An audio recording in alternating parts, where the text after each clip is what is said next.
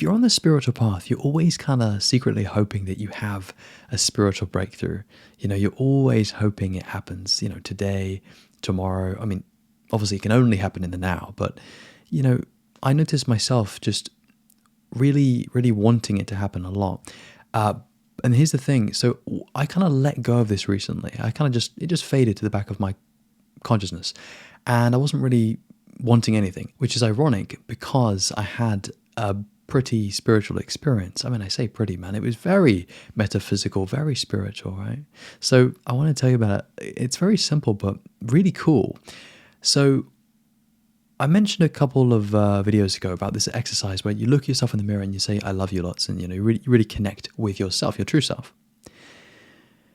I wasn't doing that. I was actually just looking at myself in the mirror. And I'm pretty sure I just meditated. So I just remember feeling very, very, very calm, very present, very centered.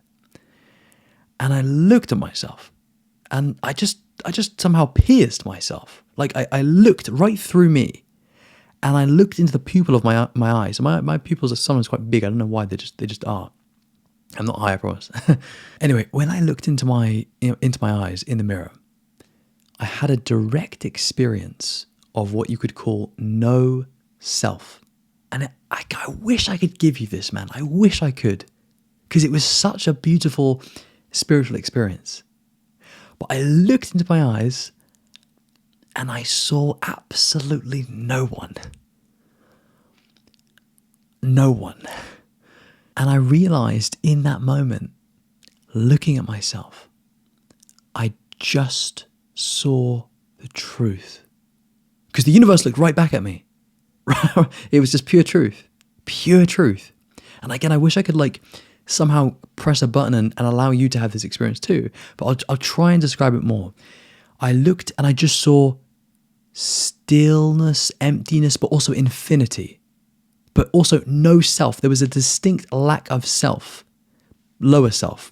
Ego. Seb. He wasn't there. I just saw the universe and the universe looked back at me. And, I say that, obviously, when I'm describing it now, I'm creating a duality. I'm kind of talking about this from Seb's limited relative sense of ego. So the ego is recollecting this. Really, even now, if I'm kind of tuning into that state of consciousness, even now, the universe is just telling itself about when it saw itself. That's what's really happening.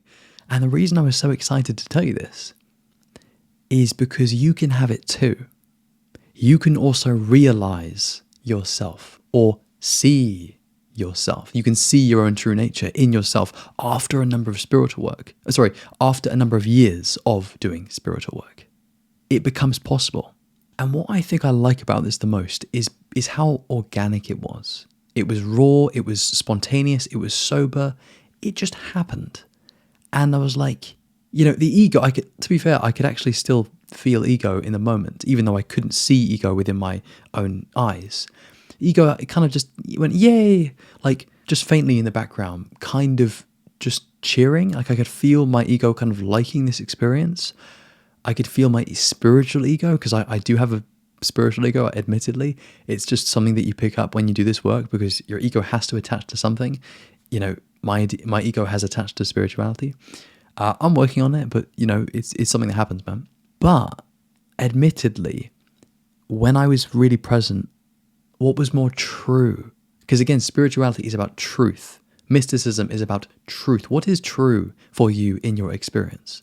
What is the most true thing? What is the only true thing? Right? These are the kind of questions you want to ask yourself. And when I looked at myself and saw myself in the mirror, what was true was that there was no one there. There was consciousness, definitely. There was the universe. I mean, I could literally see and feel God. And again, it was infinite. It wasn't just no self, because you can have that awakening. You can, it's a fairly early awakening that you might have on your path. But what starts to happen as you have other awakenings is sometimes they come together. So you have a cluster of awakenings. So I could feel that what I am, looking at myself, what I am is I am infinity. I am consciousness. I am the universe. I could feel this, but maybe the most predominant one was there's no one there. There is no self. There is no ego Really. Not really. Because when you have one of these moments, you don't need any other authority, validation. You've just literally got it in your experience and it's looking right back at you. And also, I say it like it's not this thing outside of you. It's your own inner wisdom being mirrored back to you, right? In this instance, it was literally a mirror. It's kind of ironic that, isn't it? Because, reality is a mirror. We see ourselves, everywhere. But this time it was literally a mirror reflecting back the universe. And by the way, one of the reasons I wanted to make this one is because I want you to know that it's possible. Because before I had access to these kinds of experiences, I was really hungry for something almost magical, something metaphysical, something beyond my normal experience. I really wanted to be like proven wrong from a materialist point of view. I wanted to really be humbled by the universe and be like, dude, wow, you do not live in a material system. Reality is not material. I wanted something like this to really show me, And what I would say about having these experiences is when you do have a couple, the door seems to open.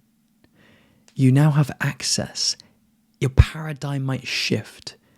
You might have a permanent opening in your consciousness. Now, will it require work to keep it open, to deepen that, to make sure you're tuning into it and that you're not kind of deluding yourself? Because it's really easy to self-deceive and delude yourself, to think, am I getting it? When you're honest and you're listening to your inner wisdom, you know when you have it. And you also know when you don't have it, right? Because you don't have it. I mean, here's a good rule of thumb. You probably don't have it.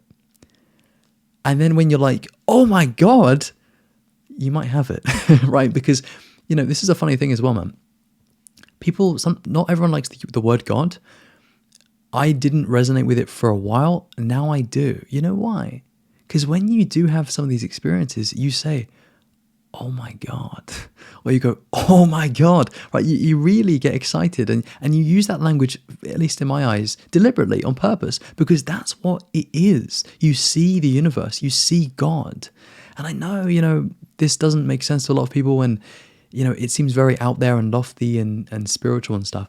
I don't really mind. I like talking about it. And when it's true for you, you just fall in love with it. You don't mind if it goes over people's heads, or you don't mind if it's misinterpreted, because you know that some people do understand it, right? Like if you're listening to me, you probably get this stuff and you're probably like, man, tell me more. I want to know more about this, right? So just to wrap this one up, man, I would say this, keep going. Genuinely keep going, because if you do, and you're doing the right things, to be fair, it's important to say, you want to be, continuing to keep going, but also you want to be doing the right things. Because if you're just, doing, say, like 10 minutes of meditation and that's it, it's going to take you a long, long time. And that's not really conducive to a proper spiritual awakening. It would be better to keep going, but also to be reading a spiritual book, to contemplate what that says, to do some yoga practice, to do a longer meditation session, to maybe have some kind of ceremonial experience, maybe have an altered state of consciousness, to do lots of self-inquiry, to ask, who am I? Who am I? No, but seriously, who am I? Like, what am I? This kind of thing. If you do all of these in conjunction, you're going to speed up this process. Now, you want to be careful because you don't want to rush it. And obviously, another point, when you do get it, you're like, there was no time in which this was happening, and it was always now. So speed up, and it doesn't really make sense within the paradigm of getting it, because when you get it, it doesn't happen within time. It was always there. You're just seeing subtly what was already there. It's awakening. It's presence. You just gain access and you have consciousness of it. That's what you're doing. You're just gaining consciousness. If in doubt, go to the most conscious experience that you have and go deep within yourself, because it's within. It's not outward. Most people are very outwardly faced. You can't be like this if you want, if you want spiritual insight, if you want enlightenment, if you want awakening, if you want God, if you want this stuff, man, you've got to do this. You've got to turn inward, feel, introspect, self-inquire, do all of this work to really kind of dig deep, ask the right questions, and then you'll get a lot closer to yourself, which, by the way, is all that you're looking for. You're looking for yourself. When you awaken, you find yourself. When you become enlightened, you find yourself, but not yourself, your true self. Yourself as the universe. That's who you find. And if I can give you another cheeky little spoiler, spiritual spoiler, that's the only one that exists, really. Okay, because your ego is an illusion. You know that. Okay, man, we're going to call it there. If you want any help with anything, if you want to ask a question, you can email me. If you want one-to-one support, I offer coaching and mentoring. If you're interested, see the link in the description. Otherwise, man, we shall call it there. Lots of love. Take care, my friend. And as always, peace.